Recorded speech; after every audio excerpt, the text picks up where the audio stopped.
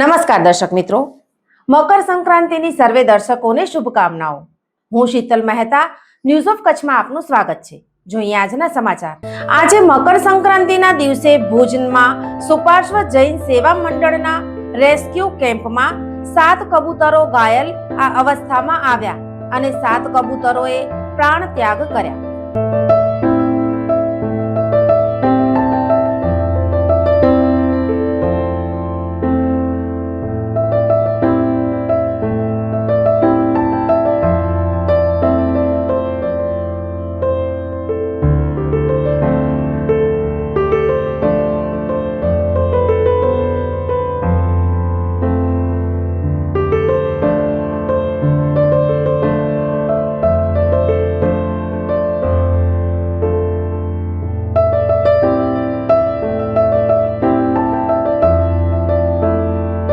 આજે મકર સંક્રાંતિના દિવસે લોકોએ પતંગ ઉડાડવાનો આનંદ ભલે લીધો, પણ ઘણા સ્થળોએ પક્ષીઓએ દોરાથી ઘાયલ થઈ જીવ ગુમાવ્યો હતો।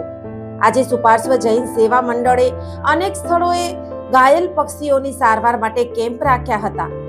ઇન્દ્રાબાઈ બાગની સામેના મુખ્ય કેમ્પને સવારે સાંસદ વિનોદભાઈ, ધારાસભ્ય કેશુભાઈ, આગેવાનો કમલેશભાઈ સંઘવી, કમલભાઈ મહેતા, શીતલ શાહ વગેરેએ કેમ્પને વિધિવત ખુલ્લો મૂકી અને આશા વ્યક્ત કરી હતી કે કોઈ પક્ષીઓ ઘાયલ ન થાય। આજે 5 વાગ્યા સુધી આ કેમ્પમાં અતિ ઘાયલ કબૂતરોના મૃત્યુ થયા હતા અને 7થી વધુ કબૂતરોને સારવાર આપી અને રાખવામાં આવ્યા છે। બીજેપી આગેવાન શીતલ શાહે જણાવ્યું કે મારું નામ શીતલ શાહ છે। હાલ જવાબદારી મારી ભારતીય જનતા પાર્ટી ઉપપ્રમુખની છે। આજે સર્વે જનતાને હું મકર સંક્રાંતિની શુભેચ્છા પાઠવું છું। સાથે સાથે આપણે પક્ષીઓનું પણ ખ્યાલ રાખી અને મકર સંક્રાંતિના દિવસે ઉમંગનો દિવસ છે, બધે ધાબા ઉપર ચડીને આપણે પતંગ ઉડાડતા હોય, સાથે સાથે પક્ષીઓનું પણ ધ્યાન રાખી અને આપણા જે વધેલા દોરા છે કે પક્ષીઓને કોઈ પણ ઈજા થાય તો જે સરકાર અને સંસ્થાઓ દ્વારા જે કેમ્પ કરવામાં આવે છે ત્યાં આપણે પહોંચાડવાની વ્યવસ્થા કરીએ। ખાસ કરીને અગાસી ઉપર જે બાળકો ઉપર ચડ્યા હોય એ પણ પોતાની કાળજી રાખે અને આવા પવિત્ર દિવસ ઉપર દાન ધર્મ જે કરવાનું હોય છે એ પણ કરી અને શુભેચ્છા પાઠવું છું દરેક પબ્લિકને અને આનું ખાસ ધ્યાન રાખે એવી નમ્ર વિનંતી છે। સુપાર્શ્વ જૈન સેવા મંડળના કૌશલ મહેતાએ વાત કરી। મારું નામ કૌશલ મહેતા છે। હું શ્રી સુપાર્શ્વ જૈન સેવા મંડળ ભુજ સંસ્થાના પ્રેસિડેન્ટ તરીકેની જવાબદારી સંભાળું છું।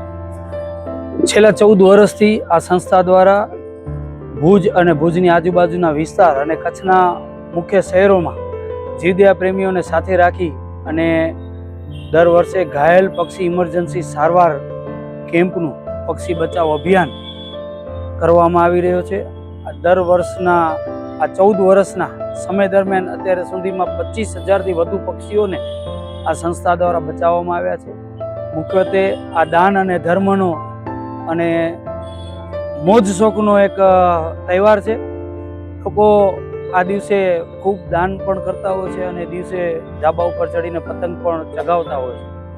આ દિવસે પતંગ ચગાવતા લોકો પોતે એટલી એન્જોય કરતા ઘણી વખત અંજાનમાં આવા નિર્દોષ પક્ષીઓ જે આકાશમાં ઉડતા હોય છે એને ઇન્જરી થઈ જતી હોય છે। એવા પક્ષીઓને આપણે બચાવવા માટે હું સૌને લોકોને અપીલ કરીશ કે આપ જ્યારે આપના પતંગ ચગાવતા હો ત્યારે આપના માંજાની અંદર આપને ખ્યાલ પડે કે પક્ષી આવી ગયો છે, તરત જ આપ દોરો કટ કરી નાખશો, પતંગની ચિંતા ના કરશો, પણ એ જીવને બચાવવાની ચિંતા કરશો એવી મારી ખાસ અપીલ છે। અને આવા પક્ષીઓને જો કદાચ ઘાયલ થઈ જાય તો તાત્કાલિક જીવદયા પ્રેમીઓનો સંપર્ક કરી અથવા ભુજની અંદર આવા જ્યાં કેમ્પ લાગેલા હોય કેમ્પની અંદર તાત્કાલિક અસરથી પહોંચાડજો અથવા ફોન કરજો તો અમારી રેસ્ક્યુ ટીમ લઈ જશે અને પક્ષીને બચાવવાની કોશિશ કરશું।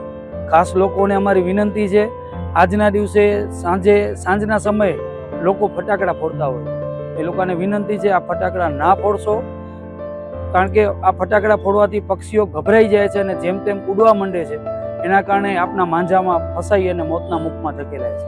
તો એ ન થાય અને આવતા દિવસો માટે જે સંક્રાંતના દિવસે તો ઓછા પક્ષી આવે છે, એના પછીના દિવસોની અંદર વધુ પક્ષી આવે છે, કારણ કે આપના દ્વારા દોરાને માંજાને જ્યાં ત્યાં મૂકી દેવામાં આવે છે કચરા રૂપે। એ ધાબા ઉપરથી, રોડ ઉપરથી કે તાર ઉપરથી જ્યાં હોય ત્યાંથી ઉપાડી અને એનો બારી નાખશો, જેથી કરીને આવતા દિવસોની અંદર આપણે પક્ષી બચાવવાના અભિયાનને સુચારુ રીતે સંચાલન કરી શકીએ. આપ સૌના સહકારની અપેક્ષા સહ આજના મકર સંક્રાંતિની આપણે ખૂબ ખૂબ શુભેચ્છા. આમ આજે દોરાથી અનેક કબૂતરો ઘાયલ થયા હતા અને અનેકે જાન ગુમાવ્યા હતા.